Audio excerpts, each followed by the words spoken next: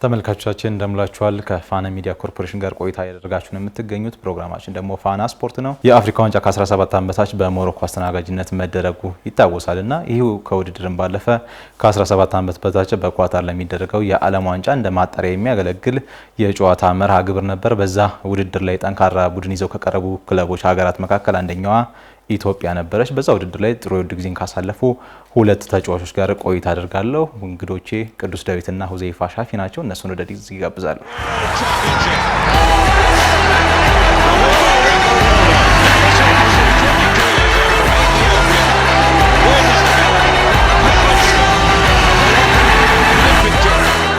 አመሰግናለሁ እንግዶቼ፣ እንኳን ደህና መጣችሁ። ሁዘይፋ ራስን አስተዋውቀኝ፣ አንተን ጀምር። ስሜ ሁዘይፋ ሻፊ ይባላል። የኢትዮጵያ ከ17 ዓመት በታች ብሔራዊ ቡድን ተጫዋች ነኝ። እንዲሁም የኢትዮጵያ ንግድ ባንክ ዋናው ቲም ተጫዋች ነኝ። ስሜ ቅዱስ ዳዊት ይባላል። የኢትዮጵያ ከ17 ዓመት በታች ብሔራዊ ቡድን ተጫዋች ነኝ። አሁን ደግሞ የኢትዮጵያ ዋናው ንግድ ባንክ ላይ ነው የምጫወተው። እሺ አመሰግናለሁኝ። እንግዲህ ያው ዛሬ እንግዳ የሆናችሁ ስለመጣችሁ ከልብ አመሰግናለሁ። ከእግር ኳስ ጅማራችሁ ጀምሮ ከተወለዳችሁበት ጀምሮ እስካሁን እስካለው የእግር ኳስ ህይወታችሁ እንደዚሁም በዚህ አጭር የእግር ኳስ ህይወታችሁም ምን አይነት ልምድና ተሞክሮ እንዳገኛችሁ እናነሳለን። ሁዘይፋ እስኪ እንደው ስለ ትውልድና እድገት የተወሰነ ነገር ንገረኝ።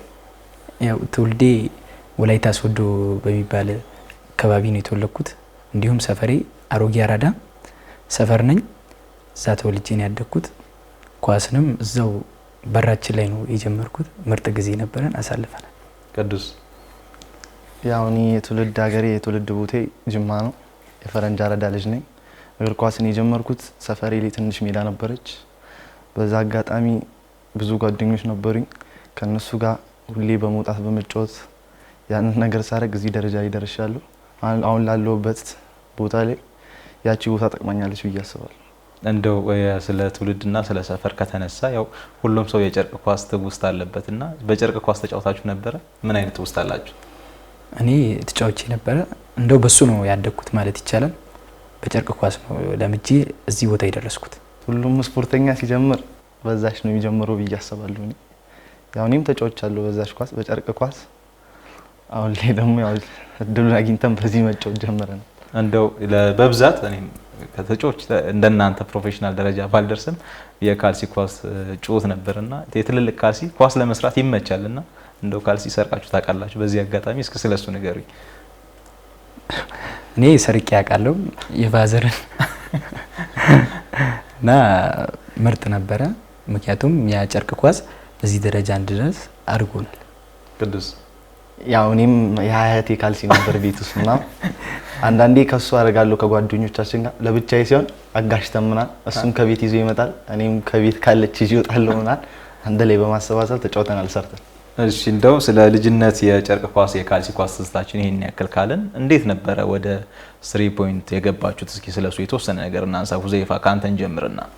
ያው እኔ ያደግኩት እዛ ፓይለት ወላይታ ሶዶ በሚባል ፓይለት ፕሮጀክት ነው የተጫወትኩት እና ምርጥ ጊዜ ነበረን። ከዛ ተነስቼ ነው ወደዚህ የመጣሁት። በአንድ አመት ውስጥ ወደ ኢትዮጵያ ንግድ ባንክ 17 ዓመት በታች መግባት ችያለሁ እና በድንቅ ብቃቴ በድንቅ እንቅስቃሴ ወደ ዋና ቲም ማደግ ችያለሁ። ቅዱስስ እንዴት ነበር? ያው እኔም አንድ አይነት የዚህ የፕሮጀክቱ የአንደር 17 የናሽናል ቲሙ ዋናው የመጀመሪያው ፖይንት ፓይለት ፕሮጀክት የሚባል ነበረ። እዛ ላይ አርባ ምንጭ ላይ የመላው ክልል ተሰባስቦ የሁሉም ሀገር ለመጫወት መጥቶ ነበር ለመወዳደር። ከዛ ላይ ደግሞ ጂማ ነው ኪጂ ነበረ። ከዛ ላይ 3 ፖይንት አካዳሚዎች ስካውት ሊያደርጉ መጥተው ነበረ። በዛ አጋጣሚ ፈጣሪ ረድቶኝ ለ3 ፖይንት ተመርጬ ነበረ እና ብዙ ወጣቶች ነበር እዛ መሀል የተመረጡት። ከነሱ መሀል ደግሞ የራሴን አቅም ፈጣሪ እየረዳኝ እዚህ ላለሁበት ደረጃ ደርሻለሁ። በመቀጠል አንደር 17 ንግድ ባንክ ከሁዘይፋ ጋር አንድ ላይ ነበረ።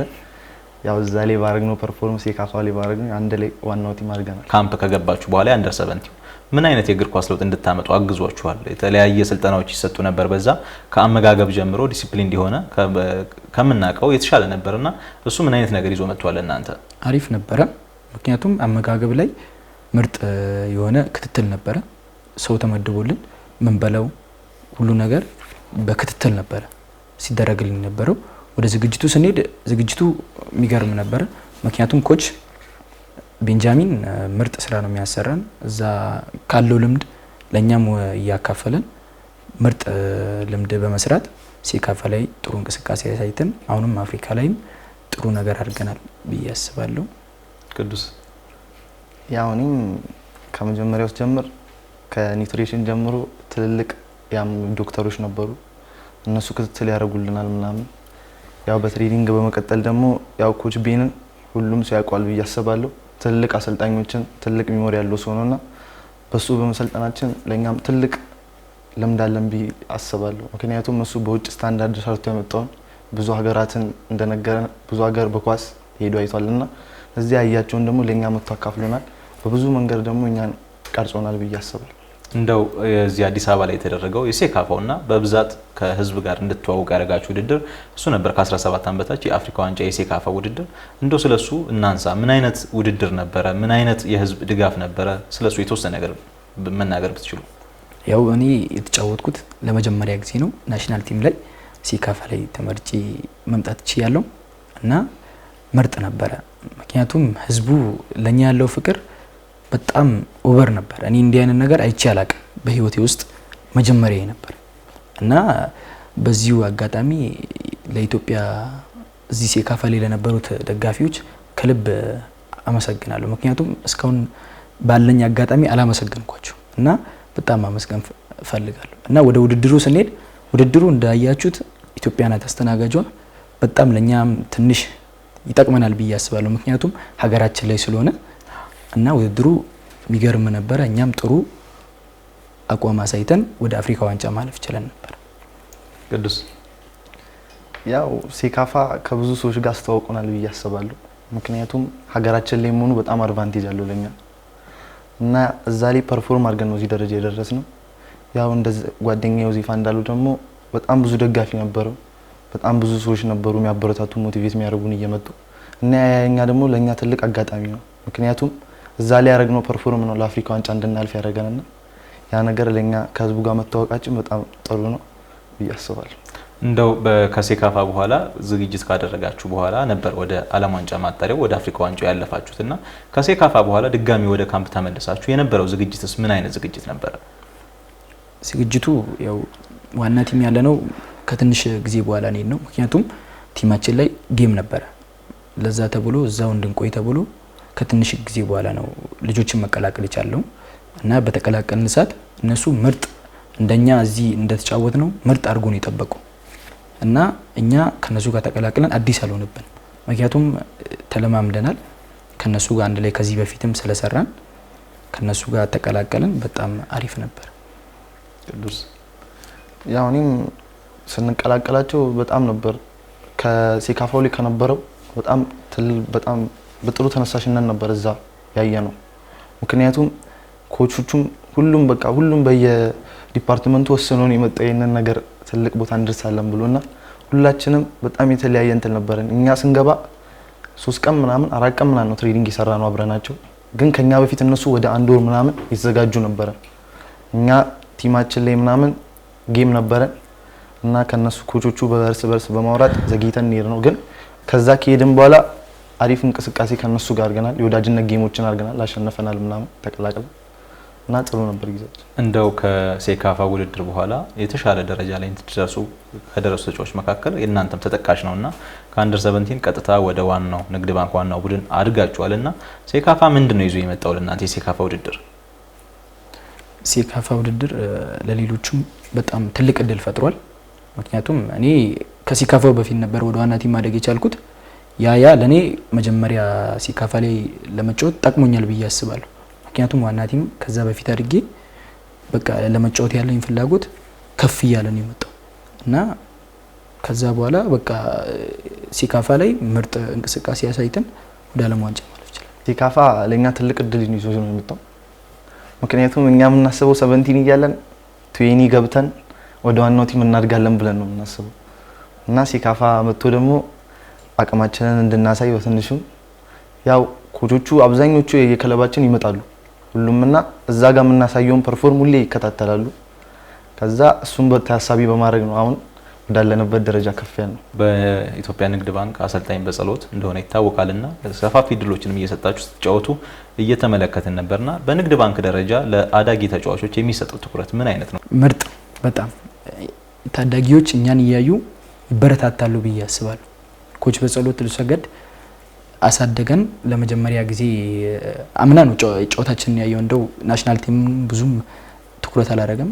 70 ላይ የመጣ ያናል እና በዛ ሰዓት እኛ ምርጥ አቋም አሳይተናል እና እሱ ከመጀመሪያው ነው እኛ ላይ ሰራው። እነዚህ ልጆች መቀመጥ አለባቸው፣ ወደ ላይም ማደግ አለባቸው፣ ቢ ሳይጫወቱ ወደ ዋና ቲም ማደግ አለባቸው ብሎ ቀጥታ ሪፖርት አድርጎ ነበር ሲካፋ ከመሄዳችን በፊት እና አሁን ከሄድን በኋላ ደግሞ ሲካፋ ላይም ምርጥ እንቅስቃሴ ያሳየን። ወደ ቡድናችን ስንመለስ ደግሞ ይበልጥ የመሰለፍ እድላችንን አሰፋን እና ኮች አላሳፈረንም። በየጌሙ እያስገባን እያጫወተናል። እኔ አሁን በጣም ፕሪሚየር ሊግ ውስጥ ወደ 15 ወደ 16 የሚጠጉ ጌሞችን አድርጌያለሁ። ለነዛ ለመጫወት እድል የፈጠረልኝ ኮች በጸሎት እና ከልብ በጣም አመሰግናለሁ። አሁን እዚህ ላለሁበትም ደረጃ እንድደርስ ያደረገኝ እንድታይ ያደረገኝ እሱ ነው። ለኛ እንደ አባታችን ነው፣ ከአባት በላይ ነው። በሙሉ ነገር ያግዘናል፣ በምንፈልገው ነገር ወደ ቤትም ስንሄድ በብርም ከሆነ በምንም ያግዘናል እና በጣም ከልብ አመሰግናለሁ። አመስግኜ እሱን አልጠግብም። ያው ኮች በጸሎትን ብዙ ኑዜፋ ብሎታል። ከጅምሩ ጀምሮ ሲከታተለን ነበረ።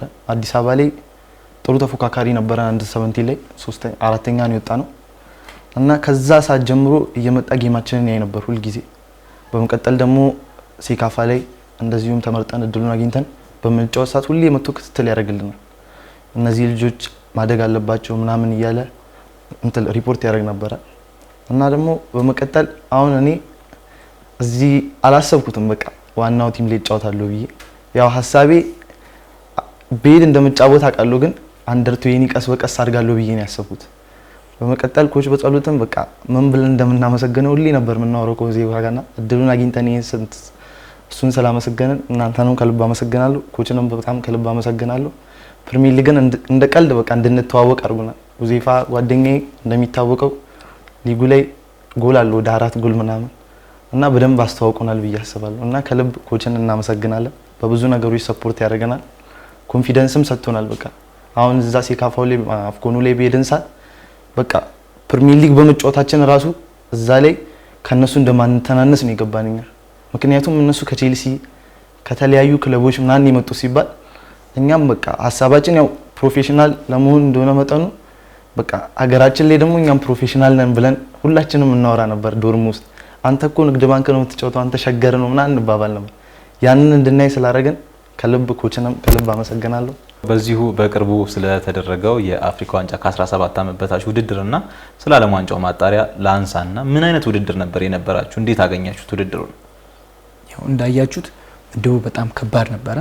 ከሞሮኮ፣ ቱኒዚያና ከግብጽ ጋር ነው የተደለደለው እና ከባድ ምድብ ነው። ግን እኛ እናልፋለን ብለን ያሰብነው ምክንያቱም እዚህ ሰርተን ጥሩ ዝግጅት አድርገን እና ያን ነገር እዛ ሄደን ለማሳየት በቅተናል። ያን ነገርም ደግሞ አሳይተናል ብዬ አስባለሁ። እንደ እድል ሆኖ ባናልፍም ያቅማችንን ተጫውተን ኢትዮጵያ ሕዝብን አኩርተናል ብዬ አስባለሁ። ያው እኔ በጣም በቃ ለኛ ትልቅ ኤክስፒሪየንስ ነው ብዬ ነው የማስበው። ያው ትልቅ ህልምም አለመን ሄድ ነው። እኛ ስንሄድ በዚሁ እንመለሳለን ብለን አይደለም ሄድ ነው ያለንን እዚህ ሲካፋ ላይ ያሳየውን አቅም ከሱ በላይ ከፍ አድርገን እዚህ አፍኮኑ ላይ ያሳይተን ደግሞ አገራችንን ለዓለም ዋንጫ ሳልፍ እንመጣለን ብለን ነበር ሄድ ነው። ያው ያ ባለመሆኑ ሁላችንም ከልብ ነበር ያዘን ነው። ግን የኢትዮጵያ ህዝብ ደግሞ ስንመጣም በዛው ልክ ምንም አላሳፈረንም። ያው በብዙ ኮሜንቶች ላይ በብዙ አስተያየቶች ላይ ምናምን በየኮቾቹ ምናምን ይደርሰን ነበር። ያቅማችንን አድርገናል። የተመደብነው ደግሞ ቀላል ምድብ አይደለም፣ እንደ ሲካፋው አይደለም ከአዘጋጁ ሀገር ጋር ምናምን። እኛ ለሁሉንም ጌም አሸንፈናል ብለን ነው የምናስበው። ምክንያቱም እንደነበረን ዝግጅት እንደ ሀገራችንም ምናምን በመጀመሪያ እንደሄድን የገጠምነው ግብጽን ነበር። ከብዙ ትራቨል በኋላ ምናምን የገጠምነው እንደ መጀመሪያችን ያ ሁሉ መንገድ ተጉዞ የሚያውቅ የለም ምናምን። አሪፍ ጌም ነበር ያሳለፍነው። ቀጠልን ከሞሮኮ አረግን። ያው ሁሉም ሲገባ በጣም ተነክቶ ነበር ሳይኮ የገባው። ምክንያቱም ይሄ ልጅ ቼልሲ ነው የሚጫወተው ምናምን እና ሁሉም ፈርተዋል። ከዛ ገብተን ተጫወተን። ፈርስት ሃፍ እየመራን ወጣን። ሰከንድ ሃፍ ላይ አየሩም ምን ይሁን በጣም ደክመን የገባነው እኛም እና ታግለናል። እስከ መጨረሻው ያለንን አቅም አውጥተናል። ግን ሁሉንም ጌሞች ካያችሁ ፈርስት ሃፍ እየመራን ምናምን ነው የምንወጣው። ሰከንድ ሃፍ ላይም ስንመጣ እንታገላለን። ግን ያው ኳስ ለሚጫወታት ነው የምታውቀውና እድል ይወስናል አንዳንዴ ብዬ አስባለሁ። እሺ እንደው ከቅዱስ ልጀምርና ለሁዘይፋ የመጀመሪያ እድል እየሰጠሁት ጥያቄዎችን እየመለሰብህ ነው መሰለኝና እንደው ወደ ውድድሩ ከገባችሁ በኋላ ቅድም እንዳነሳው ረጅም ርቀት ተጉዛችሁን ሄዳችሁት የመጀመሪያ ከሀገር ውጭ ያደረጋችሁት ጨዋታ ነውና እንደው የቡድኑ እንዴት ነበረ? አብሮነታችሁ ምን አይነት ተጽዕኖ ነበረው? የጋራ እዚህ አብራችሁ መቆየታችሁ እዛም ተጉዛችሁ ደግሞ አብራችሁ ነበራችሁና ያ ነገር ምን አይነት ስሜት አለው? ለረጅም ጊዜ አብሮ የቆየ ቲም ሜዳ ውስጥ ሲገባ የሚፈጥረው ምቹነት ምንድነው? ቅዱስ ያው በግልጽ የታየ ነገር ነው። ውድድሩ ላይ በጣም ተፎካካሪ ነበርን። ያው እዚህ ብቻ ሳይሆን ያለው ህዝብ ሳይሆን እዛም ያለው ህዝብ ኮቾችም የተለያዩ ሀገር ኮቾችም ኢትዮጵያን በጣም ነበረ እንትን እያደረጉ የነበረው። ምክንያቱም ተሳትፈን ስለማያውቁ ምናምን ሁሉም አልገምቱንም እንደዚህ ይሆናሉ ብሎ ያ ምንድነው እዚህ አንድ ላይ መቆየታችን ነው። ይሄ ካምፒንግ በእኛ ብቻ አይደለም መቆም ያለበት በብዙዎቹ መቀጠል አለበት ብዬ አስባለሁ። ምክንያቱም እዚህ የነበረን ስፒሪት ምናምን በጣም ለዛ ደረጃ እንድንደርስ አድርጎናል። ከሲካፋ ጀምሮ ይሄ ቲም አንድ ላይ ነበረ ነው። አብዛኛው ልጆች ደግሞ 17 ላይ 20 ላይ አሁን እናሱ 17 ላይ ነበረ ንግድ ባንክ፣ ሌሎቹ እነ ዳዊት እነ ቢኒያም 3 ፖይንት ነበሩ። አብዛኞቹ በቃ አንዳንድ ክለብ ያሉ ልጆች ስለሆነ ያ ስፒሪት ለቀጣዩ እንድንደርስ አድርጎናል ብዬ አስባለሁ። አዎ እኔም ቅዱስ እንዳለው በቃ ጠቅሞናል ያ ነገር ብዬ አስባለሁ። ምክንያቱም አንድ ላይ መጫወታችን እኔና ቅዱስ አሁን ቲማችን ላይ አንደር 17 እያለን በጣም እንዋሃዳለን። እሱ ካፕቴን ነበረ፣ እኔ እንደ ሶስተኛ ካፕቴን ነበርኩኝ እና በጣም እንግባባለን እና ኳሶችን ሲያቀብለኝ በቃ እንግባባለን እና ናሽናል ቲም ላይ ደግሞ አንድ ላይ ስንሄድ ይበልጥ እኔና እሱ ከተግባባ ነው ይልቅ ከነሱ ጋርም ስንግባባ በጣም አሪፍ ነው። አሁን ዳዊትና ቢኒያም 3 ፖይንት ላይ አንድ ላይ ነው የተጫወቱት። እነሱ አንድ ላይ ነው አሳልፈው የመጡት። የአዲስ አበባን ውድድር የአዋሳን ውድድር አንድ ላይ ነው የተጫወቱት እና እነሱም አንድ ላይ ናሽናል ቲም መቀላቀል ይችላሉ እና አብኔዘር አሉ እና ኤፍሱን አንድ ላይ ነው ሁሉም እና ይሄ ካምፒንግ በጣም ጠቃሚ ነው ብዬ አስባለሁ። ምክንያቱም ናሽናል ቲም ገና ሳይመጣ በፊት ነው የተጀመረው። ስንተኛ ወር ላይ 5ኛ ወር አካባቢ ምናምን ገብተናል። ደብረ ዘይት ገብተን ምርጥ ጊዜ አሳልፈን የወጣ ነው። ድጋሚ ክረምትም ሲደርስ ይሄ ካምፒንግ ለታዳጊዎች በጣም ይጠቅማል ብዬ አስባለሁ። ምክንያቱም እኛን እዚህ ጋር እንድንዋሃድ ያደረገው ያ ካምፒንግ እና ጥሩ ነገር አለው ብዬ አስባለሁ ቢቀጥልበት። እንደው ውድድሩን እናንሳ ደግሞ ከዛ ከደረሳችሁ በኋላ ያለው አብሮነት የፈጠረው እንትን አነሳንና ከመጀመሪያው ጨዋታ ጀምሮ ስትሄዱ ያለው ጨዋታውን ስትጀምሩትና የመጀመሪያው አጋማሽ ሲጠናቀቅ ሁለተኛው አጋማሽ ሲጠናቀቅ የነበረው ስሜት እንዴት ነበር? በብዛት እያንዳንዱ ጨዋታ ላይ የመጀመሪያውን አጋማሽ በፍጹም የበላይነት የጨረስንባቸው ጨዋታዎች አሉ። ሁለተኛው አጋማሽ ላይ የመድከም እና የምንድነው ይሄ የመቸገር አይነት ተመልክተናል። ከሙቀት አንፃር ነው ወይስ የአቅም ልዩነት ነበረ ሜዳ ውስጥ? እንደው ይኸው አየሩ እኛ ለመጀመሪያ ጊዜ ነው ሞሮኮ ነው ይከብደናል። ምክንያቱም አየሩ የተለያየ አየር ነው። አንዴ በማታ ነው የምንጫወተው፣ አንዴ ቀን ነው የምንጫወተው እና የመጀመሪያውን ጨዋታ ከግብጽ ጋር ስንጫወት በቀን ነው የተጫወተው። በጣም ፀሐይ ነው ሜዳው፣ አየሩ ሜዳው ይከብዳል እና ግን በዛ ያን ሁሉ ተቋቁመን አቻ መውጣት ይችላል። ያ ለኛ በጣም አሪፍ ነው ብዬ አስባለሁ። ሁለተኛው ጨዋታ እንደ ሞሮኮ በጣም እኔ እንደዛ አይነት ጨዋታ ይቻላልም ምርጥ አቋም አሳይተን ምርጥ ፈርስት ሃፍ እየመራን ወጥተናል። ከዛ በኋላ ግን በትናንሽ ስህተቶች ተሸንፈን መውጣት እንችላለን። ግን ያን ነገር በሶስተኛው ጨዋታ ደግሞ አስተካክለን ገብተናል ብዬ አስባለሁ። ምክንያቱም ቱኒዚያን በጣም በሚገርም ሁኔታ አሸንፈን ጎል ከተን ነው ያሸነፍናቸው እና ያ ነገር ረድቶናል ብዬ አስባለሁ። ቅዱስ ያው እኔ እዛ ያለው የአየር ንብረቱ ምናምን የሜዳው ቻሌንጅ አድርጎናል በጣም። ምክንያቱም እኛ እዚህ ለመርነው ኖርማል ሳር ላይ ምናምን ስንጫወት ምናምን እና ያ የነሱ እንትን ደግሞ ሜዳው ይለያያል ከኛ ጋር እና ያም በጣም እነሱ ለምደውታል። እነሱ ሞሮኮዎች፣ ቱኒዚያዎች ምናምን ብዙ ጊዜ እሱ ላይ ነው ትሬኒንግ የሚያደርጉት ጌም የሚያደርጉት እና አብዛኛው በቃ እኛ ያቅማችንን እናወጣለን ፈርስት ሃፍ፣ ሰከንድ ሃፍ ላይ ያም መድገም ይከብደን ነበረ በብዙ አግንትሎች ማለት ነው እና ያ ቻሌንጅ አድርጎናል ብዬ አስባለሁ። የቱኒዚያው ጨዋታ ደግሞ በብዙ መልኩ ተሻሽለን የቀረብንበት ነበርና እስከ መጨረሻው የዳኛው ፊሽካ እስኪጠናቀቅ ድረስ የተፋለማችሁበት አሸነፈንም እንደዚሁ ለመጨረሻው የጥሎ ማለፍ ጨዋታ የደረስንበት ጨዋታ ነበርና እንደው ስለሱ የተወሰነ ነገር እናንሳ እስኪ። እንዴት ነበር ያ ጨዋታ? ያ ጨዋታ በሚገርም ሁኔታ መጀመሪያ አሸንፈን ወጥተናል።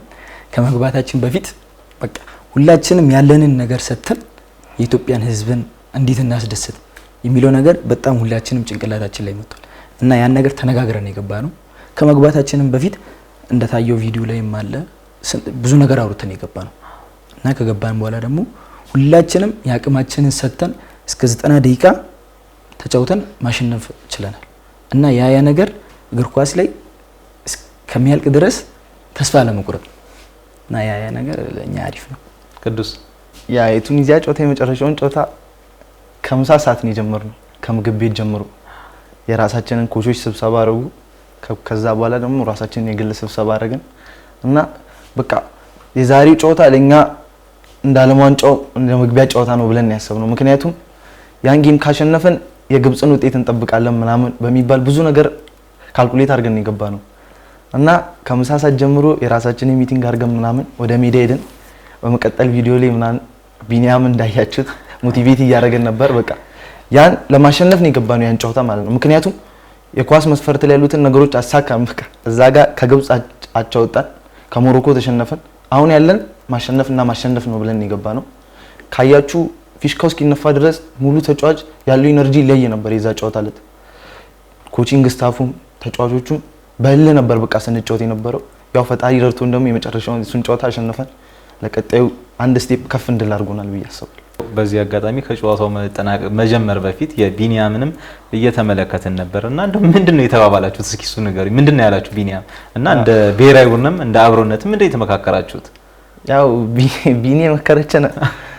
ያው እሷ ሁሉንም ነገር በቃ ከሁሉም ሰው ጋር ያለው ግንኙነት በጣም ደስ የሚል ነው ቢኒያም ማለት ነው። ምክንያቱም ሁሉም ጋር ያወራል፣ ሁሉም ሰው ጋር ቀልብ ስላለው በቃ ሁሉም የሚግባባ ልጅ ነው ሁሉንም ሰውና ያው ስንገባ ያለንን ኢነርጂ እንድንሰጥ አድርጎናል ቢኒያም ብዬ አስባለሁ።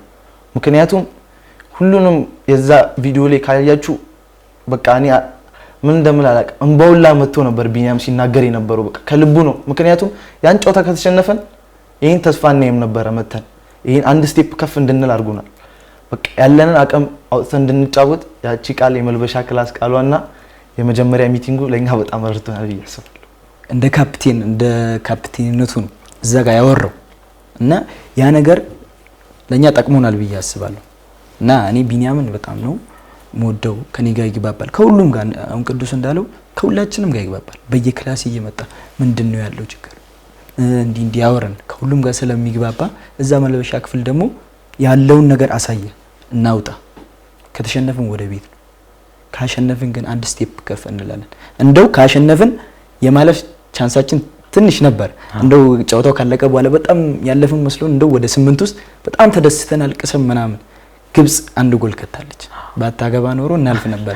እኛ ሁለተኛውን አሽቶ አልፍ ነበር። ሁለተኛውን እናልፍ ነበር እና እኛ እንደው ያለፍን መስሎን በጣም ደስ ብሎን ምናምን ግን አግብቷል ግብጽ ሲባል አልተከፋን። ምክንያቱም አንድ ስቴፕ ነበር እና ቢኒያም በቃ ችግር የለውም ቀጣዩን ጨዋታ ላይ እናልፋለን አላማ ዋንጫው ግን ምንም አልተሳካም።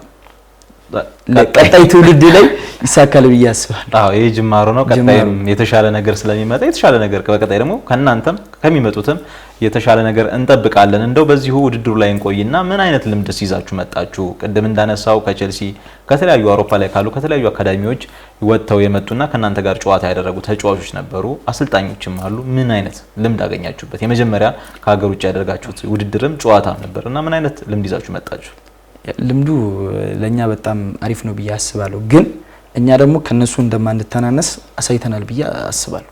ምክንያቱም ሜዳ ስር ከነሱ እኩል የተጫወት ነው እንደው የበለጥንበትንም ይኖራል እና እነሱ ትንሽ የጠቀማቸው ዩሮፕ ወጥቶ መጫወት ቼልሲ፣ አያክስ ምናምን ነው። አሁን እንደው ትዝ ካለ ሁለተኛ ጎል ሞሮኮ ሲያገባ 90 ላይ የከተተው ከአያክስ ነው፣ ተቀይሮ ነው የገባው እና እንደዚህ አይነት ልምዶች ለኛ ይጠቅማሉ። ምክንያቱም ተቀይሮ ምን ማድረግ እንዳለበት እነሱ በቃ በዛ እንትን ነው ትንሽ ይበልጡናል ብዬ ማስበው እንጂ ሌላ በምንም እኛ ከነሱ አንተናነስ። አው እኔ ይበልጡናል ብዬ ማስበው በምንም እኔ ማስተናነሰው ነገር የለም ከኛ ሀገር ልጆች ጋር። እነሱ በአውሮፓ ስታንዳርድ ስለሚጫወቱ ምናምን ትልልቅ ክለቦች ላይ ስለሚጫወቱ ነው እንጂ ያው እኛን ቻሌንጅ ያደረገን ቲም አለ ብዬ አላስብም። ያው በእድሎች በስህተቶች አጋጣሚ የተፈጠሩ ስህተቶች ናቸው እንጂ ሌላ ምንም የተፈጠረ ነገር የለም። ያው እኛ ቻሌንጅ አድርገናቸዋል እንደውም በደም እነሱ ያው እኛን አውርደው ይምጡ ከፍ አድርገው ይምጡ አላቀም እሱን ግን ያው እኛ በጣም ቻሌንጅ አድርገናቸዋል ብዬ ነው ማስበው። ከሞሮኮም ካየን ከቱኒዚያም 8 ልጆች 9 ልጆች አሉ፣ ከሞሮኮ 12 ልጅ ምናምን ተብሏል። ግን እኛ በቃ በራሳችን ለራሳችን ለሀገራችን ፕሮፌሽናል ነን ብለን ስለሄደን ከነሱ ጋር ያለውን ነገር በቃ በደንብ ቻሌንጅ አድርገናቸዋል። እንደው አሁን እንዳነሳችሁት ከአያክስም ከተለያዩ አካዳሚዎች የወጡ ተጫዋቾች አሉና ከነሱስ ቅድም እንዳነሳው ተቀይሮ ገብቶ ቡድንን አሸናፊ ማድረግ እንደሚቻልም አይታችኋልና እንደው ምን አይነትስ በጎ ነገር ይዛችሁ መጣችሁ ከነሱ ከነበረው ከውድድሩ ላይ ከነበረው? ያው ከውድድሩ ላይ ከነበረው ኳስ እንደዚህ ናት። በገባህበት አጋጣሚ ራስን ለማሳየት ነው የምትጫወተው። ምክንያቱም ቤስት ከሚገባው ብዙ ጊዜ ኮቻችን ይለን ነበር፣ ቤስት ከሚገባው ልጅ ተቀያሪ ላይ ማስቀምጠው ልጅ ለኔ ትልቅ ቦታ አለው ይላል። ምክንያቱም በደንብ እዛ ጋር ቁጭ ለክ ጨዋታውን አንብበህ ገብተክ ነው ጨዋታውን መቀየረው።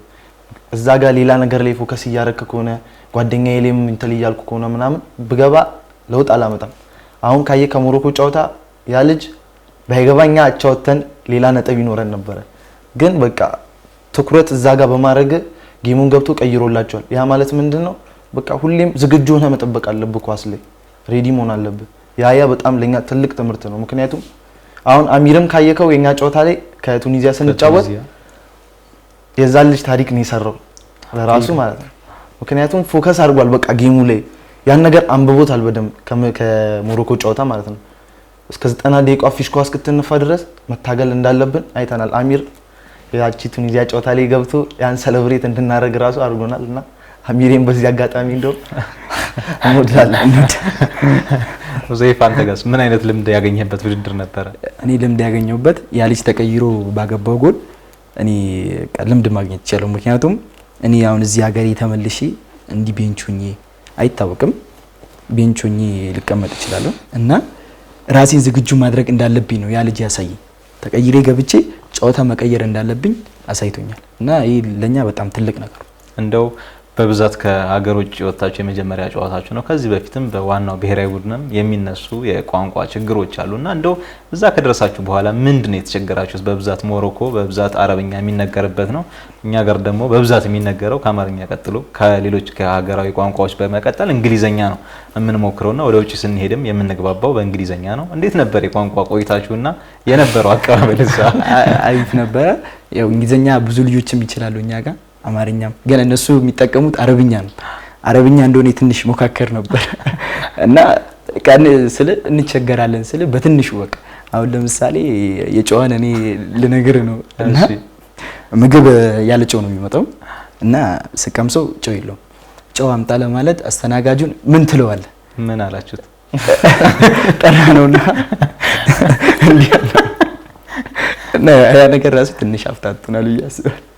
ያው እኔ በጣም እነሱ ፍራንችና አረብኛ ነው የሚያወሩት እና ኮቻችን አለ የበረኛ ኮች ደሱ የሚባል እና እሱ ነበረ ትንሽ የሚያስተረግምልን አረብኛ። የሆነ ሰዓት ጠፋ እና ዳቦ ያልወሰደ ልጅ አለ። እኔ ዳይት ምናን አርፍደን መጣንና ዳቦ አልደረሰንም እና ብዙ ልጆች ከየት ነው ዳቦ ለማስረዳት በቃ እንትሏን ዳቦ ሳህኗን ያዝን እንደዚህ ያልነው አልረዳም ማለት በቃ ከዛና ማን እንደሆነ ከዛ ጋር ሰምቷል መሰለኝ ኩብስ ነው የምትባለው ዳቦ እና በሱ አጋጣሚ ኩብስ ሲባል ተያዘና ሰው ይወጣለት ሁላ ልጅ አለ ማላችን ኩብስ ተብሎ ካሊድም ይባላል ኩብስ ነው ዳቦ ሲባል እና እሱ ነገሮች ለኛ በጣም አስተምሮናል ብለን እናስባለን። እንደው በየኛ ያነሳ ነው። በቀጣይም እንደዚህ በትርፍ ሰዓት በሚኖራችሁ ጊዜ ቋንቋዎችን መማር ይጠቅማል የሚለውን ነው። እንደዚህ በቀጣይ ከናንተ ብዙ ነው የሚጠበቀው።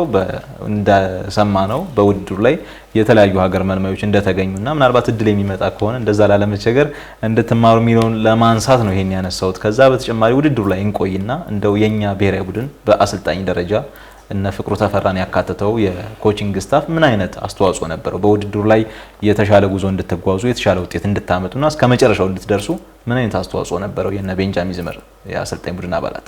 ያው የኮቺንግ ስታፉ የኛ አሁን የአንደር 17 ላይ ያለው በጣም ጠንካራ ነበር ከሴካፎ ጀምሮ እስካሁን እስከ አፍኮን እስከሆነ ድረስ ማለት ነው። እና አሁን በአፍኮን ላይ ደግሞ ሁለት ኮቾች ተቀይረው መጥተው እነ ኮች ፍቅሩና ኮች ሚኪ ተቀላቅለውን ነበረ። ኮች ፍቅሩ ኮች ሚኪም የራሳቸው ኤክስፒሪየንስ አላቸው በናሽናል ቲም ላይ ለዛ ነው የተቀላቀሉት። ኮች ቤንም እንደሚታወቀው በውጭ ላይ በአውሮፓ ላይ ያሰለጠና አሰልጣኝ ነው እና ኮች ፍቅሩ የመኖሩ በጣም ትልቅ አድቫንቴጅ ነው ለኛ ብዬ አስባለሁ። ምክንያቱም ከሀገርም ወጥቶ እሱ ብዙ ጊዜ ተጫውቷል፣ ብዙ ኤክስፒሪየንስ አለው በናሽናል ቲም ላይ ምናምን እና ለኛ አሁን ከጌም በፊት ከመግባታችን በፊት ብዙ ነገር ነው የሚነግረን። እንደዚህ ይሄን ፖዚሽን ብትይዙ ለነው ዜፋ ለነዳዊት አጥቂዎች እሱ አጥቂ ስለነበር ያቃታል ያቺን ታይሚንግ እንደዚህ ታለ ወደዚህ ብትሄድ ወደዚህ ብትሄድ እያለ በጣም በቃ ከኮቺንግ ከቤን ከሚነገረን ውጭ ያስረዳን ነበር መልበሻ ክላስ ውስጥ ወደዚህ እናንተ ኳሱ እንዲህ ብታረጉ ያ ምንድነው እሱ ካገኘ ኤክስፒሪየንስ ነው ለኛ የሚነግረንና የነሱ መኖር በጣም ለኛ ጠቅሞናል ብዬ አስባለሁ። ዜፋ አዎ ኮች ፍቅሩ አንደኛ ነገር እንደ ኮችም ሳይሆን ለኛ እንደ ወንድም ነበር። ከሁሉም ጋር ይግባባል። ከሁሉም ጋር ክላሳችን መጥቶ የሚቀሰቅሰን እሱ ነው። በቃ አንድ ለአንድ ያለን ግንኙነት ከሱ ጋር አሪፍ ነው። ይበልጥ ደግሞ አጥቂዎች ጋር ይመጣ እሱ አጥቂ ስለሆነ አጥቂዎችን ነው በብዛት የሚመክረው እና እሱ ካለው ልምድ አንፃር ይነግረናል። እሱ አሁን ስትራይከር ነበር። ለዳዊት ምን አይነት እንዴት ቦታ ያያዝ እንዴት እንደሚገጭ ይነግረዋል። ለኛም እየመጣ እንዲህ ብታረግ እና ትልቅ ነገር ነው ለኛ እነሱ ከኛ ጋር ኮች ሚኪ እሱም አለ እሱም ልምድ አለው። እንደው ልምምድ ላይ ካያችሁ ሁለቱም ገብተው ይጫወታሉ ከኛ ጋር ሰው ሲጎል ምናምን ሁለቱም ገብተው ይጫወታሉ እና ከኮች በላይ ነበሩ እነሱ ለኛ ከኮችም እንደ ወንድምም እንደ ተጫዋችም ነበሩ እና ከልብ በጣም እነሱን አመሰግናለሁ። እንወዳቸዋለን። የና አምሳሉና የና ቤንጃሚን ዝመርን ብታነሱልኝ በዛው ከሴካፋው ጀምሮ ከካምፕ ጀምሮ አብረዋችሁ የነበሩ ናቸውና እስከ ሞሮኮ ድረስ ውድድር ምን እንድታዳብሩ አገዟችሁ? ያው እነ ኮች አምሳሉና ኮች ቤን የራሳቸው ቦታ አላቸው። በቃ ለዚህ ለአንደር 17 ነው ትልቅ ቦታ አላቸው ብዬ አስባለሁ እነ አምሳሉና ምክንያቱም ዶክተር ሳሚ እና ለፍተዋል በጣም ለዚህ ነገር ፓብሮ ምናምን አንድ ላይ በመሆን አምሳሉ ከመጀመሪያው ጀምሮ ትሪት የሚያደርገን እሱ ነው። ካምፒንጉንም ስንገባ ምኑንም ስንገባ ከነ ዶክተር ሳሚ ጋር ምናምን በመሆን ያለንበት ድረስ እየመጣ አብሮን በመስራት እሱን በማሰራት እሱ በሚሄድበት ሰዓት ደግሞ የተለያዩ ኮቾችን በመላክ ምናምን ያሰራን ነበርና አምሳሉ በቃ ትልቅ ስራን የሰራው በዘንድሮ አንደር 17 ላይ የአምሳሉና የኮች ቤን መኖር ትልቅ ስራ ሰርቷል ብዬ አስባለሁ። አምሳሉ እንደ ከኮችም ውጭ አሁን ባለፈው እንደተናገረው እንደ ኮች ብቻ አይደለም እዛም እያለ ያለውን ነገር ደውሎ ይጠይቀናል። ስለ ቤተሰብ ምን አይነት ነው አንተ እንዲህ ያለህበትን ሁኔታ ሙሉ ነገር የሚጠይቅ እና ስለኛ ሁሉን ነገር አሁን የሚያውቀው አምሳሉ ሙሉ ነገር እኛ የሚከታተለው አሁን እሱ ነው። የሆነ ነገር ሲኖር እሱ ነው ስለኛ እንት የሚለው እና ከደብረ ዘይት ካምፒንግ ሲጀምር በመጀመሪያው ስሪ ፖይንት በገባ ነው አልነበረም በሆነ ጉዳይ አልመጣም እና ደብረ ዘይት ስንገባ ነው አምሳሉም ቤንም የመጡት እና ያ ካምፒንግ ለኛ በጣም ጠቅሞናል ብዬ አስባለሁ። አምሳሉ ጭራሽ እንደው የመጣው ከነሚስቱ ከነልጁ ነው የመጣው። ምን አይነት ለኳስ ያለው ፍቅር ለኢትዮጵያ ሕዝብ ያለው ፍቅር ያሳያል። ከነልጆቹ መጥቶ እዛ ጋር ያለውን ነገር ልምዱን አካፍሎናል። ኮች ቤንም በቃ ያለውን ነገር አሟቶ ሰጥቶናል። ለኛ ሁሉን ነገር አድርገውልናል ሁለቱም እና እነ ዶክተር ሳሚ እነ ባህሩ አሉ እኔ አሁን እዚህ ጋር ባልጠቅሳቸው እና እነሱም በጣም ትልቅ አስተዋጽኦ አላቸው ለዚህ ፕሮጀክት። ይሄ ፕሮጀክት ቢቀጥል ባይ ምክንያቱም እኛን እዚህ ጋር ያደረሰን እሱ ፕሮጀክት እና ይቀጥላል ብዬ አስባለሁ እየተሰራበት እና በዚህ አጋጣሚ ሁላችሁንም ከልብ ፕሮጀክቱ ላይ ለነበራችሁ ከልብ አመሰግናለሁ። በዚሁ አጋጣሚ ማንሳት የምፈልገው የመጀመሪያውን 45 በብዙ ሶስቱንም አራቱንም ጨዋታ የበላይነት ነበርና ሁለተኛ አጋማሽ ላይ ብልጫ ይወሰደብን ነበር። ግቦችም በብዛት የተቆጠሩብን በሁለተኛው አጋማሽ ነበር። ምናልባት ያ ነገር ህዝቡ ጋር ያለውን ስሜት ታዩ ነበር ሶሻል ሚዲያ ላይ ምናምን። አሁን ዘመኑ የቴክኖሎጂ ነው። እዚህ ያለው ፍላጎት የእናንተ ጨዋታ ባላችሁ ቀን ሙሉ ሶሻል ሚዲያውን ያጥለቀለቁ ነበር። ጨዋታ አላችሁ በዚህ ሰዓት እንደዚህ ቢያረጉ ያሸንፋሉ የሚለው እሱን ምናልባት የእናንተ የማየት እድል ነበራችሁ። የመጀመሪያውን አጋማሽ አሪፍ ሆናችሁ ሁለተኛው አጋማሽ ላይ ግቦች እንዲቆጠሩና ላለመሸነፍ በሚደረግ ጥንቃቄ ውስጥ ምናልባት ክፍተት ተፈጥሮ ከሆነ እሱን ነገር ተከታተሉ ነበር? ምናልባት ያው እንከታተል ነበር ግን የምንከታተለው ጌሙ ካለቀ በኋላ ነው። ያው ጌሙ ያለለት መቼም ሄደን ረፍት ስንገባ ስልክ ምናምን እንትላለን ግን ያለውን የኢትዮጵያ ህዝብ ጋር ያለውን ነገር እናውቃለን። ምክንያቱም እዚህ ኖረን ስለምንትል ስላልነው እናውቃለን። ያው ፈርስት ሃፍ ላይ እኛ በደንብ ሁሉንም ዶሚኔት ለማድረግ እንትን ብለን ነው የምንገባው። በጣም ታግለን እንጫወታለን። ያለንን አቅም ካየክ ሜዳ ውስጥ በቃ ሁሉም ኢነርጂካል ነው ሲጫወት እና ሰከንድ ሃፍ ላይ ሜዳውን በጣም ማሰብ ይፈልጋል። በረኛው ብቻ ነው ላይ ጉዳይ የሚችለው እዛ ሜዳ ላይ ምክንያቱም ስለማይሯሯጥ ማለት ነው። ሜዳውን መልመድ ይፈልጋል። እኛውን ፈርስት ሃፍ ያለንን አቅም አውጥተን ተጫውተን ስንገባ ሰከንድ ሃፍ ላይ በቃ የሰውነት መዛል በቃ የድካም ስሜት ምናን ይመጣልና ያንን ታሳቢያ ስለማናረገው ፈርስት ሃፍ ላይ ጨርሰን ስለመጣ ሰከንድ ሃፍ በጣም ይከብደን ነበር አራቱንም ጌሞች ምናን እና ያ ቻሌንጅ አለው ይያስ ዮሴፍ። ያው ቻሌንጅ ይኖራል የሰው ልጅ ላይ ይኖራል ቻሌንጅ። ያን ቻሌንጅ ደግሞ ልታልፉም ትችላለህ ላታልፉም ትችላለህ እንደ ሁኔታው። እኛ ያን ቻሌንጅ እንደው በትንሹ በቱኒዚያ ጨዋታውን እንደው ከረፍት በፊት አሪፍ ነበር። ቢያንስ ወርታች አልወረድን ከመጀመሪያው እያሻሻልን ነበር። ሞዛምቢኩ ጨዋታ ላይ በቃ እኔ ብዬ ማስበው ነገር አየሩ በጣም ጎርቶናል ብዬ አስባለሁ። በቃ አቅማችንን ያለንን አውጥተን ስለተጫወትን ፈርስታ ያለንን አቅም አውጥተን ተጫውተናል። ከረፍት በኋላ ስንገባ ትንሽ እንደው ለመንቀሳቀስ ሞክረናል። ግን ያ ጎል ከገባን በኋላ ሁሉም ቴንሽን ላይ ሄድን እና ያ ይኖራል ቻሌንጅ። የሰው አሁን ታዳጊዎች ይሄን ቻሌንጅ የኛን ቻሌንጅ አይቶ ወደፊት ማረም አለባቸው ያርሙታልን ብዬ አስባለሁ እና ይሄ በቃ ይጠቅማል። እንደው የመጨረሻ የጥሎ ማለፍ ጨዋታ ከሞዛምቢክ ጋር የተደረገውን ጨዋታ እናንሳና በመጀመሪያው አጋማሽ አሚር አስቆጥሮ የመራን ወጣንና በሁለተኛው አጋማሽ በተወሰነ ክፍተት ነበር ግብ የተቆጠረብን። እስኪ በዛች የነሱ ግብ አስቆጥረው ጨዋታው ጫናው እኛ ላይ እንዲበረታ እስከሆነበት ክፍተት የነበረችው ልዩነት ምን ነበረች? እስኪ እሷን አንሱልኝ። ያው ግብ እስክትቆጠርብን ድረስ የታገለን ነበርኛ ፈርስት ሃፍ መምራት ችለን ነበር አሚር ያግብቱ እና ስንመለስ በቃ የሆነ ምን ልበልክ ድካም ይሁን የአየሩ ሁኔታውን በጣም ከብዶን ነበረ እና በቃ ያቺ ጎል ስትቆጠር ደግሞ የብዙ ሰው መዘናጋት ነበር እዛች ቦታ ላይ። ምክንያቱም ቢኒ የሆነች ቦታ ላይ ተጎድቶ ነበርና ሐሳባችን በቃ ቢኒ ጋር ነበረ እና በምን አጋጣሚ ዳኛውን አላየነው ቅያሬ የተነሳ እዚህ ቢኒ ያሞቶ ያቺ ሞመንት ላይ ዳኛው አስጀምሮታል ጨዋታውን። ብዙ ልጆች መዘናጋት ላይ ሐሳባችን በቃ እየወጣ ያለው ልጅ ነውና የሚገባው ላይ ነው እና ዞር በምንል ሰዓት ማየውን ሞመንት ተፈጥሮ ጎል ገብቷል እና በዛ ሰዓት ካያችሁ እንደውም ቪዲዮ ላይ ቤን በጣም ተናዶ ምናምን ካርድ የበላበት ጊዜያት ነበር በጭቅጭቅ ማለት እና ያ ነገር ክፍተት ነበርኛ ጋር ብያስባለሁ ተጫዋቾች ጋር። ያው ቅዱስ ተናግሮታል ሁሉንም መድገም አያስፈልገውም እና በቃ እኔ ማስበው ይሄን ቻሌንጅ ከታች የሚመጡ ልጆች ሁሉም ስህተታችንን አይቶ ለማረም መምጣት አለባቸው። ምክንያቱም መዘጋጀት አለባቸው ያ ስህተት እንዳይፈጠር ካሁን በኋላ እንዳይፈጠር ለማድረግ እኛ ያው በጣም በቃ ቴንሽናችን ጌሙ ላይና የሚወጣው ልጅ ላይ ስለሆነ ያን ልጅ አላሰብነው ዳኛውም ደግሞ ይነፋል ብለን አላሰብንም።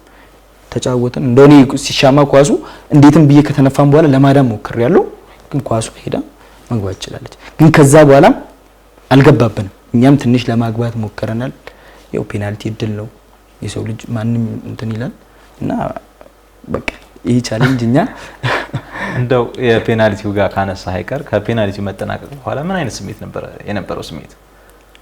ያው ፔናልቲው ከተጠናቀቀ በኋላ ትንሽ ሁላችንም ያው ስለወደቅ ታዝናለህ። ትልቅ እድል ነበረ፣ ታዝናለህ፣ ትጨነቃለህ። ግን ሁላችንም በራሳችን ኮርተናል፣ በቲሙም ኮርተናል፣ በኮች ስታፎች ኮርተናል፣ በሁሉም በማንም ቤንች ኦቨር ቤንች በሁሉም ኮርተናል፣ በራሳችንም ኮርተናል። ምክንያቱም ምርጥ አቅም አሳይተናል።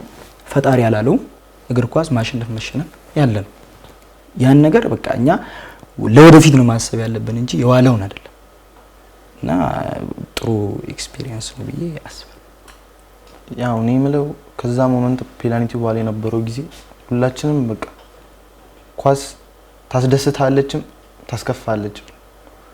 እሱን ደግሞ በቱኒዚያው ጨዋታ ላይ ያየን በሞዛምቢኩ ላይ ያጣነው እና በሞዛምቢኩ ጨዋታ ላይ ፔናልቲው ከተሳተ በኋላ እንትን ካልን በኋላ ሁላችንም የሚሰማን ስሜት አለ።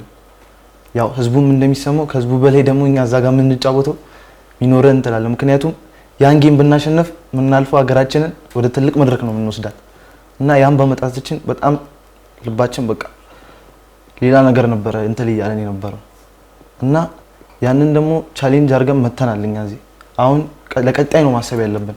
አሁን እዚህ ጋር የምናቆም ከሆነ ድሮ እኮ እነ ቅዱስና እነ ዜፋ የነበሩበት ናሽናል ቲም እዛ ጋር ደርሷል ይባላል እና አሁን ከዚህ በኋላ ያለውን ከዚህ በኋላ የሚመጣው ጄኔሬሽን እነ ቅዱስ የሰሩትን ያ 17 የሰሩትን ናሽናል ቲም ከፍ አድርገን ነው ደግሞ ዓለም ዋንጫ ለመጫወት ነው የሚሄድ ያለብን። አሁን እኛ ስንሄድ እንዴት ነው ሴካፋው ላይ ከ1 እስከ 3 ወጥተን ለአፍሪካ ዋንጫ ለመግባት አሁንም አፍኮኑ ላይ ከመተን ከ1 እስከ 4 ውስጥ ምናምን ገብተን ለመጫወት ምናምን ይመጣ ነው እና እነሱ ደግሞ አሁን ብሎ መምጣት ያለባቸው አንደኛ እንወጣለን ፋይናል እንደርሳለን ብሎ ከመጡ ይሳካል። ምክንያቱም እንደሚሳካ በእኛ ታይቷልና ከሰራን ሁሉንም ነገር ማሳካት እንችላለን እና መሰራት አለበት ብዬ አስባለሁ። አሁን እናንተ ማዳጊ ናችሁ። ከእናንተ በታች ደግሞ ሌሎች በብዛት ኢትዮጵያ ውስጥ በጣም ከሚወደዱ ስፖርቶች መካከል አንደኛው እግር ኳስ ነው እና ከህፃንነት ጀምሮ ኳስን የሚጫወቱ አዳጊዎች አሉ። እነሱ የተሻለ ደረጃ ላይ እናንተ ያላችሁበት ከእናንተም ደግሞ የተሻለ ደረጃ ላይ ለመድረስ ምንድነው ማድረግ ያለባቸው? ያው እኛን እያዩ ጠንክሮ መስራት አለባቸው። ያ ነገር ደግሞ ለነሱ በጣም ትልቅ ነገር ብዬ አስባለሁ። ምክንያቱም እየተበረታቱ ነው እኛን እያዩ። እኛ አሁን ፕሪሚየር ሊግ ገብተን በታዳጊ እየተጫወትን ነው። ገብተንም ደግሞ የአቅማችንን እያሳየን ነው። ይሄ ማለት ታዳጊ ምን ኃይል ፕሪሚየር ሊግ ወስዶ ማጫወት እንደሚቻል እያሳየን ነው። ናሽናል ቲም ላይ ትልቅ ቦታ ሄደን መጫወት ማለት ለታዳጊዎች እንዲሰሩ ወጥረው እኛ ቦታ ለመድረስ ይገፋፋቸዋል። አንዳንድ ሰዎች አሁን በቅርቡ በናሽናል አይዲ ምክንያት ምን የተከለከሉ ይኖራሉ። ተስፋ እንዳይቆርጡ ማድረግ ነው። እነሱን አሁን እኛ መምከር ያለብን እግር ኳስ ላይ ተስፋ አለመቁረጥ። ብሰራ የትም ትደርሳለህ፣ ጠንክረህ ከሰራ ትደርሳለህ የትም። እና ያ ለታዳጊዎች እኔ የምለው ጠንክራችሁ ስሩ፣ ሰብር አድርጉ። ሰብር ማለት ትዕግስት ያስፈልጋል እግር ኳስ ላይ ማለት ነው። ለአንዱ ሊሳካ ይችላል፣ ለአንዱ ግን ያንተም ጊዜ ይመጣል። ያ ጊዜ እስኪመጣ መጠበቅ አለብህ ቁጭ ብለህ እና በዛ ነገር እኔ አምናለሁ ብዬ በቀደር አምናለሁ ብዬ አስባለሁ። ቅዱስ ያው እኔ ለወንድሞቼ ለጓደኞቼ መክረው መድረስ ይቻላል የትም ቦታ ከሰራን። አሁን ብዙ ጓደኞቼ ከኛ የሚሻሉ ምንም በቃ ከኛ ማይተናነሱ ልጆች የቀሩበት አጋጣሚ አለ። ያ ምንድነው በአንዳንድ ስህተቶች ምናምን የቀሩ ልጆች አሉና ያ ስለሆነ ደግሞ ነገን መድረስ አንችልም ማለት አይደለም። ከሰራን መድረስ እንችላለን እና በምንም ሰዓት ተስፋ መቁረጥ የለብንም። በቃ አሁን እኛ እዚህ ዋናው ቲም ላይ እኔ ደርሳለሁ ብዬ አላስብም። ምክንያቱም ከኔ ጋር እየሰራ የነበረው ፕሮጀክት አሁን ቅዱስ እኮ ዋናው ቲም ነው የሚጫወተው ሲል ለራሱ ሞቲቬት ይሆናል።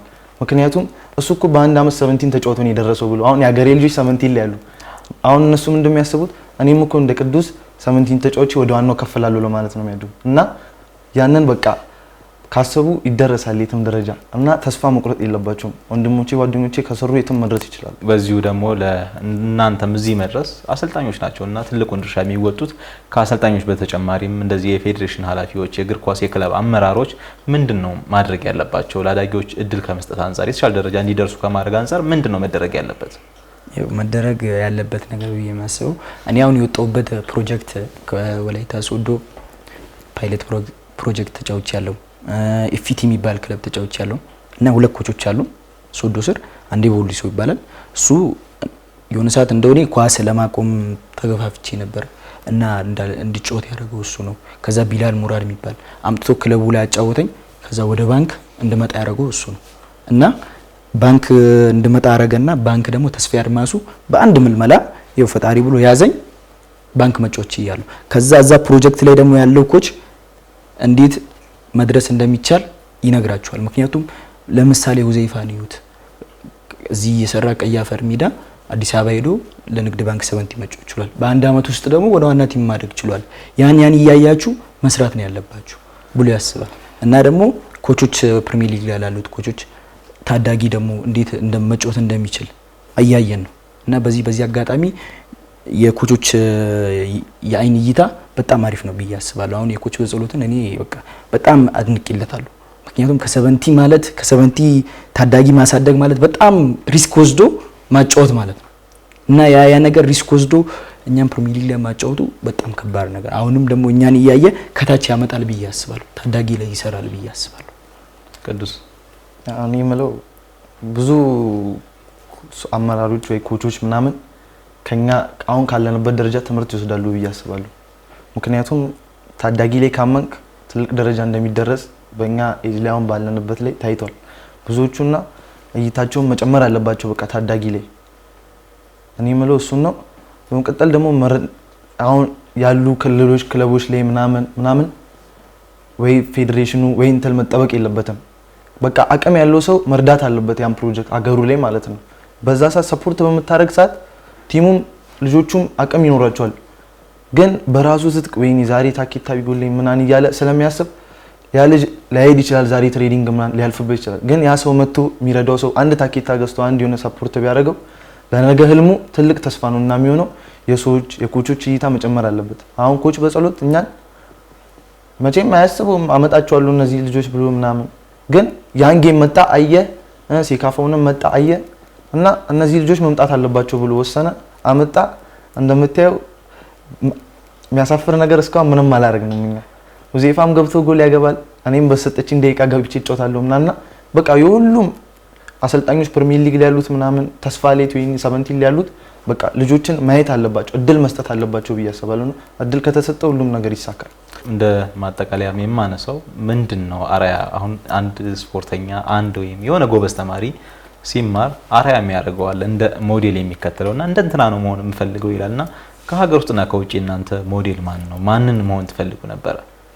እኔ ከሀገር ውጭ እኔ የሲያርሰበን አድናቂ ነኝ ክርስቲያኖ። ምክንያቱም ሰርቶ ነው ያመጣው። እኔ ልፋቱን ሳይ እኔም ደግሞ እንደሱ ሰርቼ መሆን እችላለሁ ብዬ አስባለሁ።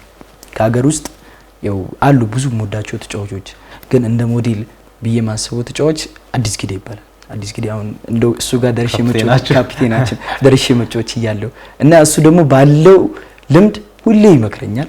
በሱ ቦታ ነው የምጫወተው፣ ምን ማድረግ እንዳለብኝ ልምድ ካለው አንፃር ማለት ምን እንዳለብኝ ይነግረኛል፣ ምን እንደማድረግ በቃ ሁሉ ነገር እኔ በየትሬኒንጉ በየጫወተው ሁሌ ይመክረኛል። ሁሌ ያ ነገር ለኔ በጣም ትልቅ ነገር ነው ብዬ አስባለሁ እና አዲስ ጊዜን በዚህ አጋጣሚ በጣም አመሰግናለሁ። አሁንም ይቀጥላል፣ ይመክረኛል። ከሱ ኤክስፒሪየንስ ይሱኩ ሄዳለሁ እና እኔም ደግሞ እንደሱ ትልቅ ሶል ለሚመጡት ታዳጊዎች ደግሞ አሪያው ሆኜ ትሆናለህ። ቅዱሴስ ያው እኔ እንደ ሞዴል ከውጭም ወስደው ያው ሮኒ ይሉኛል ብዙ ልጆች፣ ግን እኔ ሮኒን በጣም ነው የምወደው። ሲጫወትም ብዙም ባልደርስበትም በቪዲዮዎች ምናምን አይቻለሁ ምናምን እና እንደ አይድሌ ግን እንደ ሞዴል የሚወስደው ቤሊንጋምን በጣም ወደዋለሁ። ከሀገር ውስጥ ደግሞ እንደውም እድሉን አግኝቼ ፕሪሚየር ሊግ ላይ ምናምን ወዳጅነት ስናደርግ ሰላም ብያለሁ። ሽመልስ በቀለም በጣም ነው የምወደው። በዚህ አጋጣሚ በጣም ነው ማደንቀው። እንደ አይድሌ የሚወስደው እሱ ነው። ምክንያቱም ሽመልስን ኢትዮጵያ ውስጥ ማያደንቀው ተጫዋች የለም ብዬ አላስብም። ምክንያቱም ከሀገር ውጭም ወጥቶ ሀገር ውስጥም በጣም ትልቅ ሻይን ያደረገ ተጫዋች ነውና እሱን ነው እንደ ሞዴል የሚወስደው እና ሁዜፋም ደግሞ እንዳለው እድሉን አግኝቶ ከአዲስ ጋር አብሮ የተጫወተ ነው። እኔም ደግሞ ሽመልስን በፕሪሚየር ሊጉ ላይ አግኝቼ ተጫውቻለሁ ተቃራኒ ቲሞኝና ምንም ይሄን ያይል እንደዚህ እንትን አላልኩትም፣ ግን ሰላም ብዬው እንደዚህ እንትን እንደሆነውና ነግሬዋለሁ። አሁን የተሻለ ደረጃ ናችሁ። በቀጣይ ሁዜፋ የት ደርሶ ማየት ይፈልጋል ራሱ? እኔ ባላህ ፍቃድ ኢንሻአላህ ዩሮፕ መጫወት ይመስለኛል። ምክንያቱም መጫወት እንደምንችል አሳይተናል እና እኔ በቃ አሳካዋለሁ። በቃ ውጭ ሀገር ሄጄ ከኢትዮጵያ ንግድ ባንክ ጋር ጥሩ ጊዜ ማሳለፍ እፈልጋለሁ። ከኢትዮጵያ ንግድ ባንክ ጋር ጥሩ ጊዜ አሳልፈ አለ በቃ ችሎታ ሲወጣ ወደ ውጭ ሀገር የምትመረጥበት እድል ይኖራል እና ያ ነገር ተመርጬ ዩሮፕ ላይ መጫወት እፈልጋለሁ። ምክንያቱም እኔ ንያዬ ትልቅ ነው በጣም። ምክንያቱም እኔ እዚህ ጋር አሁን ለሚዲያ ምናምን እኔ አሁን ማንቸስተር ዩናይትድ መጫወት በጣም ህልሜ ነው፣ ከድሮም ጀምሯል ማለት ያን ነገር ለማሳካት ይቀረኛል። በጣም አሳካዋለሁ ብዬ አስባለሁ።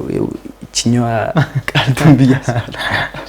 ቅዱስ ያው እኔም ሁሉም ተጫዋች ሲጀምር እንትላለሁ የራሱ እና ሁሉም የሚጫወተው ፕሮፌሽናል ተጫዋች ለመሆን ነው ብዬ አስባለሁ፣ ራሱን ከፍ ለማድረግና መጀመሪያ አሁን እኔ ገና ጅማሮችን ነው ገና ከዚህ በላይ በጣም ብዙ ሰርተን ለዛኛው መድረስ እንዳለብን ገና ይሄ መንሰራሪያችን ነው ብዬ አስባለሁ። ገና ከሰራን ብዙ ደረጃ እንደምንደርስ ደግሞ እኛ ብቻ ሳንሆን ብዙ ሰዎች ያውቃሉና አሁን ካለንበት ሰዓት ጀምሮ ትልልቅ ትሬኒንጎችን ኮቾችን የሚሰጡንን ሁሉንም ነገር እየተቀበልን ከኢትዮጵያ ንግድ ባንክ አሁን ካለንበት ጋር በደንብ ሰክሰስ አድርገን በሚቀጥለው አመትም አሁንም ባለንበት አመት ሰክሰስ አድርገን ትልቅ ቦታ ደርሳለሁ። ንግድ ባንክንም ትልቅ ስም እንሰጠዋለን፣ ሀገራችንንም እናኮራለን ከትልቁ ናሽናል ሲኒየር ናሽናል ቲሙ ጋር እና ደግሞ አውሮፓ ላይ ሁዜፋ እንዳለው አንድ ላይ ሄደን ዩናይትድ ምን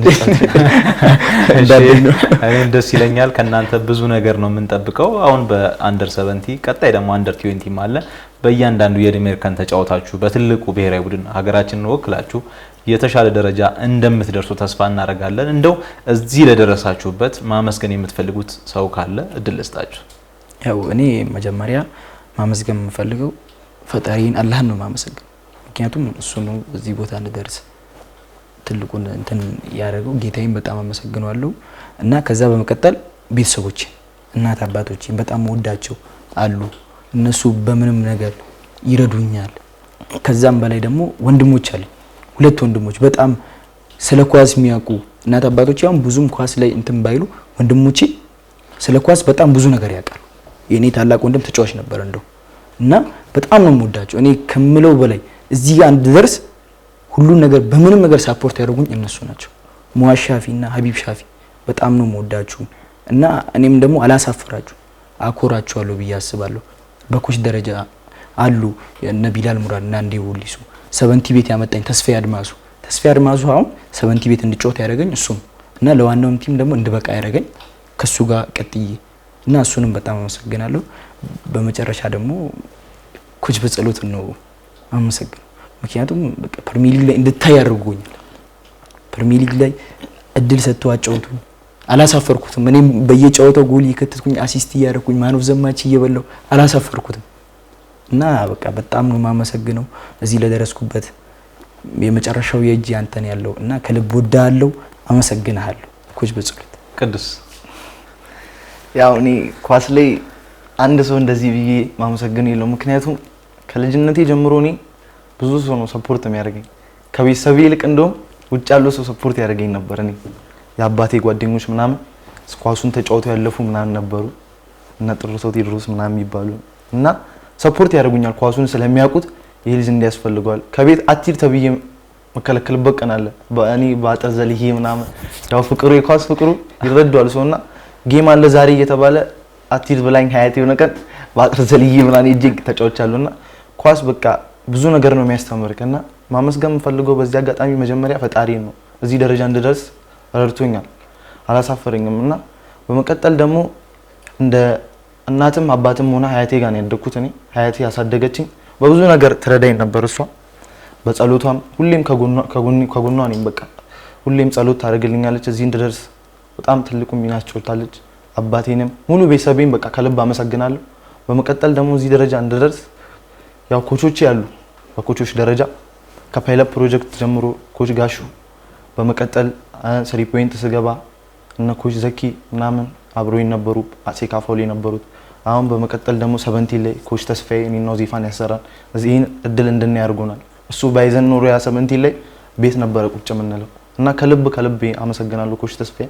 በመቀጠል ደግሞ ይሄንን መድረክ እንድናይ ትልቁ ሚና ተጫውቷል ብዬ ማስበው ኮች በጸሎትን ነው። እሱንም በቃ ምስጋናው በዛው ከቅድም ጀምሮ እናመሰግናለን ያለን ከልብ እንወዳለን። በቃ ምን እንደምለው እኔ ለሱ ቃል የለኝም። ይሄንን እድል እንድናይ ያርጓልና ኮች በጸሎትን ከልብ አመሰግናለሁ። አንድ ነገር የሚጨምራል እስካሁን አመስግኜ ብዙ አመስግኛለሁ እና ከሰቨንቲ ጀምሮ ከኔ ጋር ለነበረው ቅዱስን ሰቨንቲ ላይ አብረን የተጫወት ነው ረስቼዋለሁ፣ አይረሳም ግን እና ምርጥ ጓደኛዬ ነው። ሁሉ ነገር አንድ ዶርም ነው ሁሌ ሰቨንቲንም እያለን አሁን ዋና ቲም ናሽናል ቲም አንድ ዶርም ነው፣ ተለያይተን አናውቅም እና በዚህ አጋጣሚ እሱንም በጣም ከልብ ነው የምወደው ወላሂ ከልብ አድርጌ። ምክንያቱም ከድሮ ጀምሮ ከሰቨንቲ ጀምሮ የዛሬ አመት ምን አይነት ስቃይ እንዳየን እናውቃለን እኔና እሱ እና ያን ነገር አሳልፈን ነው እዚህ ዋና ቲም የደረስነው። ናሽናል ቲም አብረን እንጫወት ነው ፈጣሪ ያሳክቶት አሁንም ማንቸስተር ዩናይትድ ብንጫወት አብረን በጣም ነው ደስ የሚለኝ እና በዚህ አጋጣሚ ሮኒንም በጣም ቅዱስ ከልብ ወደዋለሁ። አብረን እንቀጥላለን። አመሰግናለሁ። እንግዲህ እንግዳይ ስለሆናችሁ በጣም አመሰግናለሁ። ቀጣይ ደግሞ የተሻለ ደረጃ ላይ ደርሳችሁ በድጋሚ እንድንገናኝ ህዝባችሁንም ሀገራችሁንም የምታኮሩ ትልቅ ደረጃ የምትደርሱ ተጫዋቾች እንድትሆኑ ምኞቴ ነው። ቀጣይ ግን በትልቅ ደረጃ ላይ ደርሳችሁ በድጋሚ እንገናኛለን። እስከዛው ግን መልካም ቆይታ። ስለመጣችሁ አመሰግናለሁ። እናመሰግናለን።